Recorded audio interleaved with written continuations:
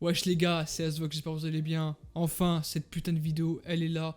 Si vous êtes prêts à prendre votre putain de carte bancaire pour craquer pour une configuration PC, c'est le moment puisque vous la prenez, blah, vous la balancez comme ça, bref. Vous prenez n'importe quel CB, vous vous en battez les couilles du banquier. Mais en tout cas, ce qui va être bien, c'est qu'au moins vous aurez fait de bonnes affaires.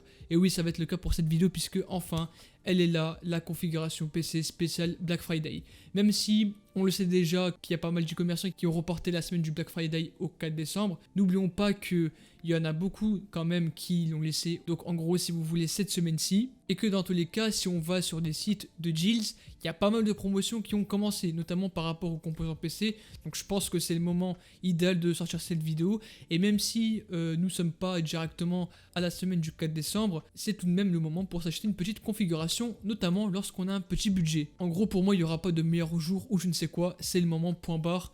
Les promos ont déjà commencé, d'accord? Donc c'est le moment, donc si tu cherches ta configuration, tu sais quoi faire. Alors pour cette vidéo, on va fonctionner comme l'année dernière, c'est-à-dire que je vais vous proposer des configurations par palier. C'est-à-dire qu'au lieu que je vous présente une configuration classique à 500€, 600, 700, etc., on va le réaliser par fourchette. Ça veut dire que on va prendre une configuration entre 450 et 500€, la seconde entre 650 et 700, la troisième entre 800 et 850, ainsi que la dernière entre 900 et 1000€. Pourquoi je fais ça? Simplement parce que n'oubliez pas que c'est la semaine du Black Friday et que potentiellement il y aura beaucoup de composants qui vont diminuer en prix. C'est-à-dire que si je fais une configuration à 1000€, on peut estimer qu'elle sera vers les 950€, d'où l'intérêt de faire ce système de palier. Et aussi juste avant qu'on commence la vidéo, et j'arrête de vous casser les couilles clairement, si vraiment vous êtes passionné de hardware, de high-tech, de config PC, n'hésitez pas à me rejoindre sur mon Discord. Il est fait pour ça, il est dédié pour ça. Si vous avez n'importe quelle question, il faudra aller sur ce Discord là. Mais si par contre vous voulez vraiment une configuration selon vos utilisations, n'hésitez pas à me contacter via les réseaux tels que Discord, Instagram, Snapchat, Twitter. Bref, en ce moment même, je suis méga bouillant sur les réseaux sociaux, donc c'est le moment de lancer la patate, d'accord? Bref, du coup, je pense qu'on en a terminé, on va directement commencer cette vidéo. Allez, c'est parti pour commencer El Famoso configuration PC Black Friday. Allez, c'est parti.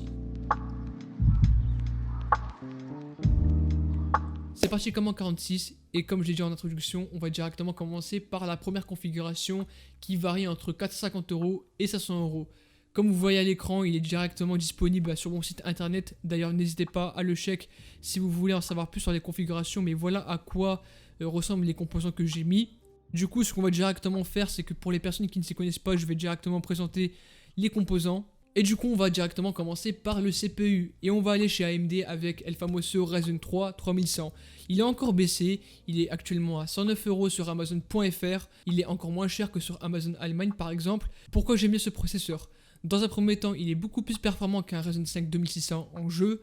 Si vous voulez, je peux même mettre des benchmarks, mais dans tous les cas, vous allez vous constater par vous-même qu'il est très performant, peu importe le GPU utilisé. Ensuite, ce que j'aime beaucoup, c'est la facilité de l'overclocker, vu que de base il a une très haute fréquence, donc il va être cadencé à 3,9 GHz. Si on le couple avec bien évidemment une bonne carte mère, c'est le cas dans cette configuration, et bien pour les petits fans d'overclocking, franchement il y a moyen de faire quelque chose. Et enfin le troisième point, c'est que pour ce qu'il est, il ne consomme très peu.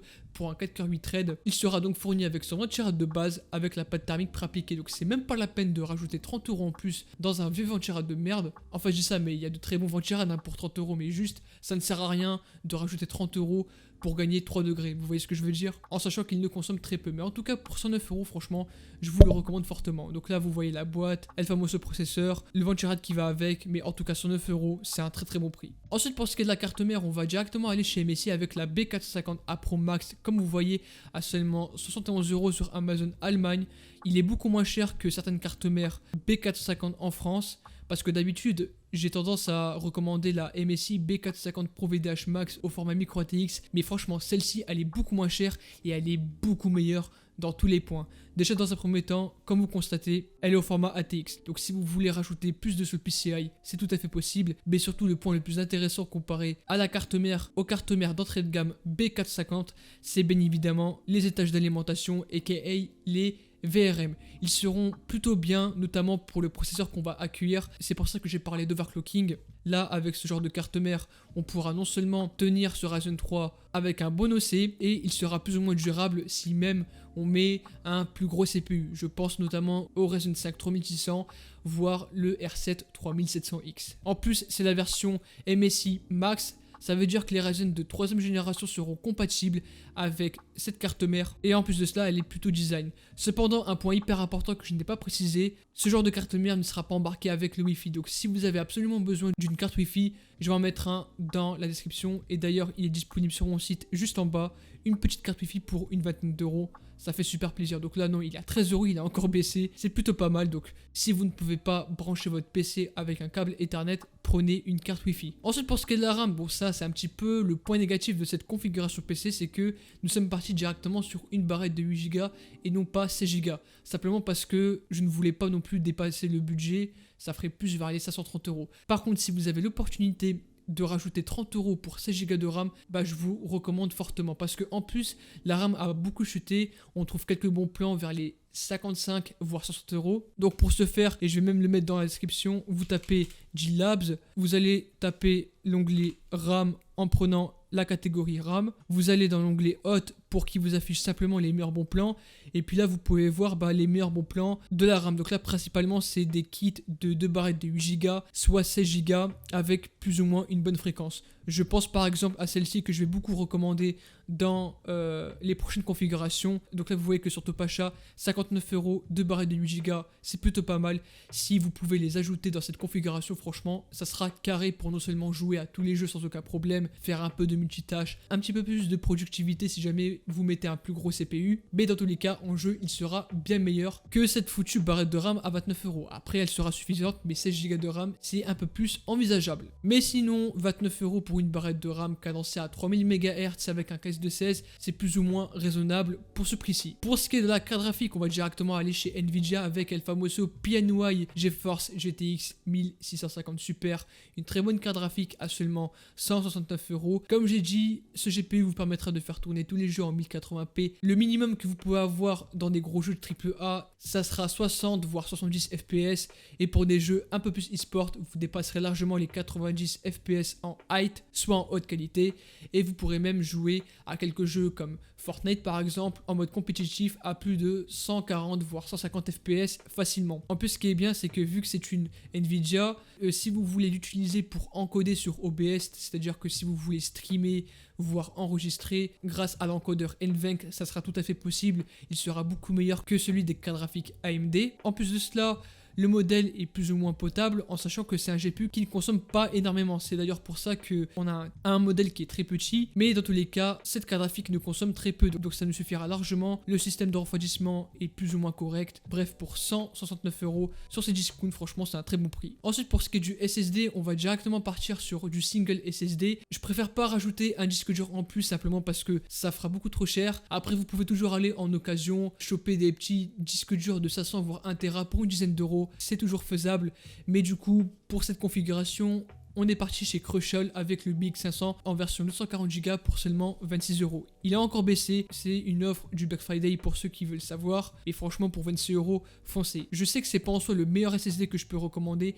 mais vu que nous sommes dans une config à 500 euros, on peut pas monter plus sur des MX500 à plus de 50 euros. Donc c'est pour ça que le BX500 il nous suffira largement pour stocker Windows ainsi que quelques jeux, et puis plus tard vous pourrez rajouter un petit disque dur de 1 Tera soit en occasion soit en neuf. Ensuite là on a affaire à un très bon boîtier que je recommande fortement même pour des configurations à 800 euros, c'est le Zalman T7. En ce moment il est pas si cher que ça, donc à seulement 35 euros comme vous voyez, mais c'est un très bon boîtier parce que dans un premier temps avec notre configuration elle sera même compatible, même par rapport à la carte mère, ce boîtier sera compatible au format ATX, idem pour cette carte mère qui est au format ATX comme vous le voyez, mais surtout ce que j'aime bien c'est la grille d'aération en façade, donc ce qu'on appelle le mesh. Là vu qu'il y a des petits trous, ça nous permettra une meilleure ventilation du boîtier, et ça c'est en tout cas le point le plus important. Limite il démonte quelques boîtiers qui coûtent entre 60 et 80 euros, donc c'est pour ça que le mesh il est hyper important. Il sera embarqué avec deux ventilateurs, donc un à l'arrière et un en façade en 120 mm,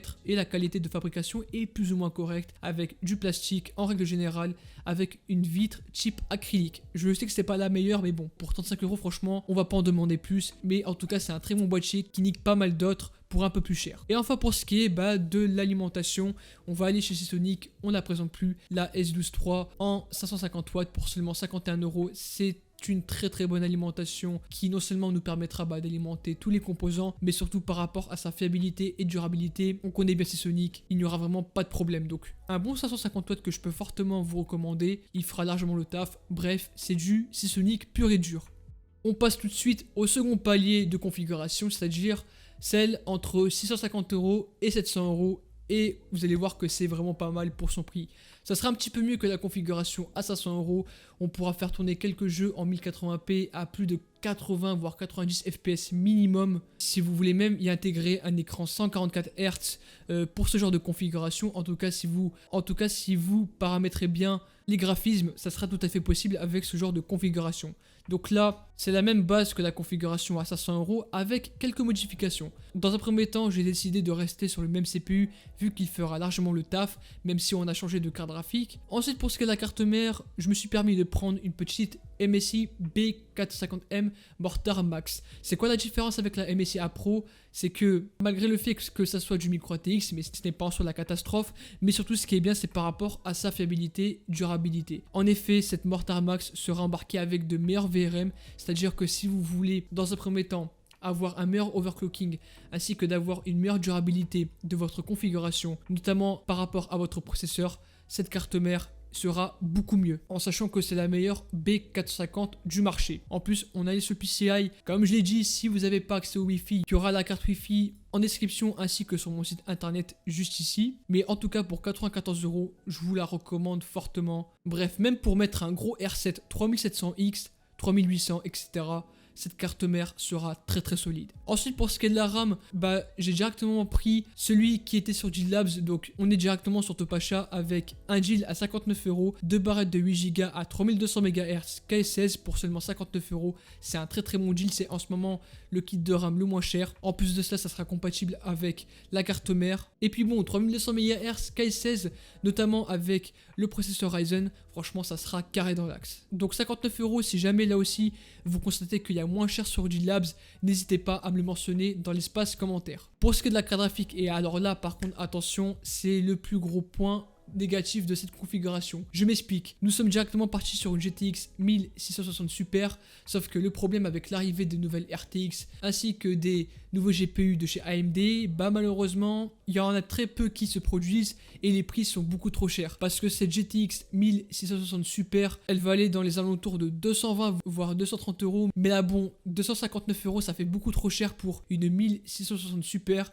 Donc moi ce que je vous recommande c'est que attendez les prochains jours pour voir s'il n'y a pas une réduction avec le Black Friday sur cette carte graphique là. Pas forcément ce modèle PNY mais juste une alternative. Ou alors vous pouvez toujours aller en occasion avec par exemple une bonne GTX 1080 Ti. Ça fera largement le taf là aussi. Mais si vous voulez absolument cette carte graphique, faudra patienter quelques jours. Puisque là bon, 259 €, franchement ça fait beaucoup trop cher. Mais mis à part ça, elle fera tourner tous les jeux sans aucun problème en 1080p à plus de 80-90 fps. Pour les jeux compétitifs, c'est plus que carré. Idem pour les jeux AAA. En tout cas, par rapport aux performances, il n'y a rien à dire. Donc si vous voulez, vous pouvez directement commander cette configuration sans cette carte graphique et vous allez l'acheter au moment où il y a une bonne offre là aussi. Ensuite, pour ce qui est du SSD, on est encore une fois parti chez Crucial avec cette fois-ci un modèle un peu plus haut de gamme avec le MX500. J'ai pris la version 500 Go simplement parce que si je mettais la version 250 avec 1 Tera, ça fera beaucoup trop cher. En sachant que comme je l'ai dit au début de la vidéo, on peut choper des disques durs de 1 Tera pour une dizaine d'euros sur le bon coin. Mais sinon voilà, pour 500 Go, on a affaire à un SSD à un prix très intéressant. Si vous voulez savoir, c'est le meilleur SSD SATA 2,5 pouces. Donc 56 € aussi, une offre du Black Friday là aussi. Mais franchement, pour 500 Go à ce prix-ci, vous n'aurez pas mieux. Pour ce qui est Windows, vos jeux, bref, franchement c'est carré. C'est même pas la peine d'en parler en sachant qu'elle est très performante et surtout elle est très durable et surtout fiable, bien évidemment. Pour ce qui est du boîtier, on est directement allé chez Cooler Master avec le MB311L version ARGB pour 59 €. Là aussi c'est un très bon boîtier, il est plutôt design je trouve, avec non seulement la façade en mèche, donc ce qui fait que l'air passera facilement via les deux ventilateurs adressables RGB. En plus de cela, il est plutôt bien fini avec le cache alim, compatible bien évidemment avec l'intégralité de la configuration configuration.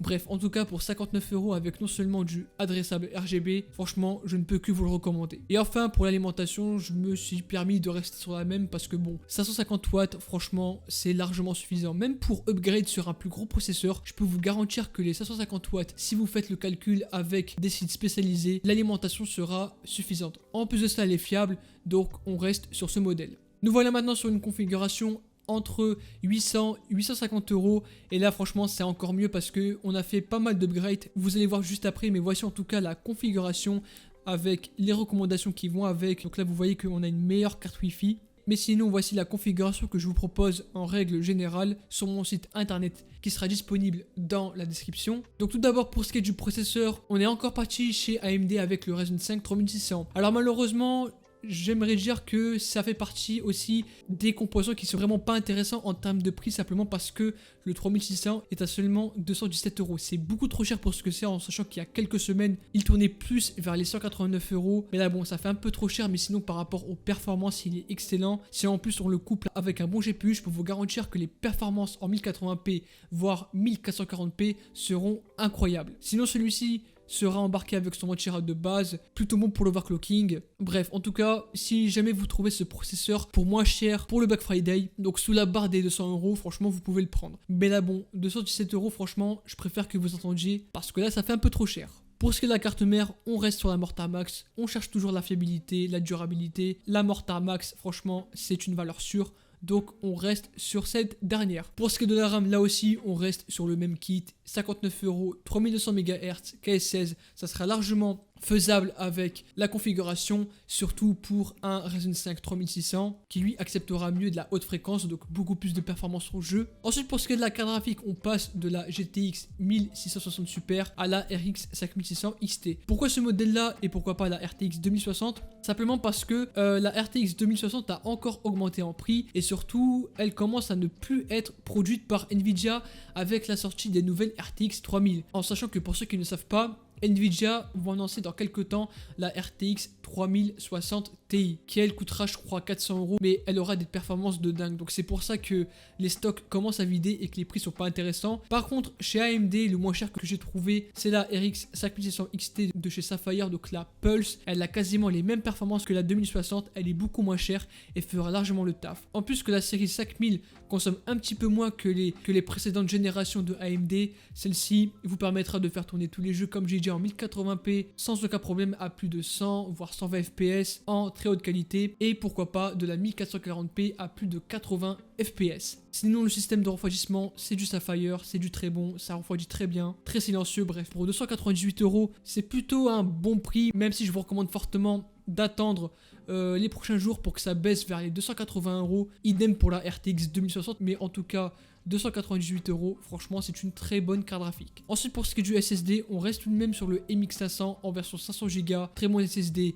qui est non seulement rapide, qui est très fiable et qui est durable. On a bientôt fini et on va aller chez Phontex comme boîtier avec le Eclipse P300 Mesh Edition. C'est un boîtier qui coûte aux alentours des 50 € et franchement il vaut le coup de ouf parce que notamment il est beaucoup mieux que le Zenmon T7, il est beaucoup mieux fini. Donc avec une meilleure vitre et une meilleure qualité de fabrication. On a cependant la présence du mesh en façade, ce qui fait que le brassage d'air en façade sera beaucoup mieux que certains boîtiers. Il sera fourni avec un ventilateur à l'arrière ainsi que un à l'avant qu'on ne voit pas dans cette photo, mais dans tous les cas je vais en rajouter 2 ou 3 dans la description ainsi que sur mon site. C'est d'ailleurs indiqué juste ici, mais sinon très bien fini, 2 ports USB 3.0.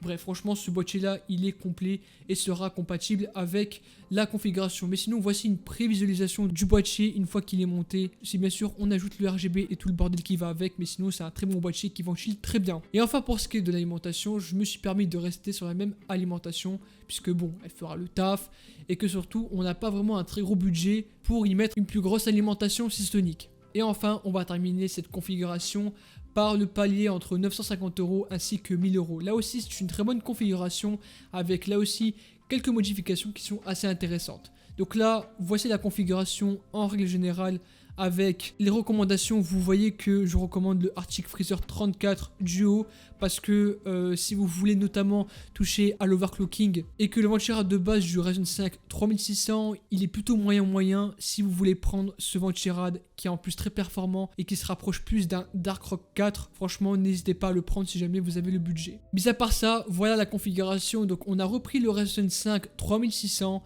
à 217 €. Comme je vous l'ai dit, si vous voulez économiser, patientez un tout petit peu. Donc là le mieux franchement ça serait d'attendre que ce processeur soit sous la barre des 200 €. Pour ce qui est de la carte mère, on en a pris une meilleure sur Amazon Allemagne et il s'agit de la MSI B550A Pro de chez AMD. Le tout nouveau chipset B550 qui est beaucoup mieux que la précédente, qui nous permettra d'accueillir non seulement les processeurs de 3e ainsi que de 5e génération, donc les Ryzen 5000 et 3000. Et pourquoi est-ce que j'ai pris? Simplement parce que par rapport aux VRM, elles seront beaucoup mieux que la Morta Max ou encore la Tomahawk Max pour quelques euros près. Donc c'est pour ça que la A Pro, elle est vraiment très intéressante. Je vous invite d'ailleurs à voir quelques vidéos review de la part de Hardware Unbox.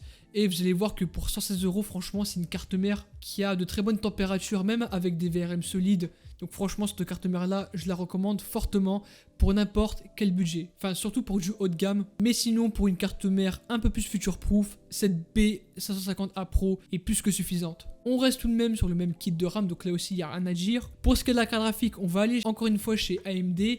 On va passer de la RX 5600 XT à la RX 5700 XT. Il y a encore aussi ce problème de production, de prix et tout le tralala qui va avec, parce que n'oubliez pas que AMD ont sorti récemment leur dernier GPU avec les RX 6800, 6800 XT, etc.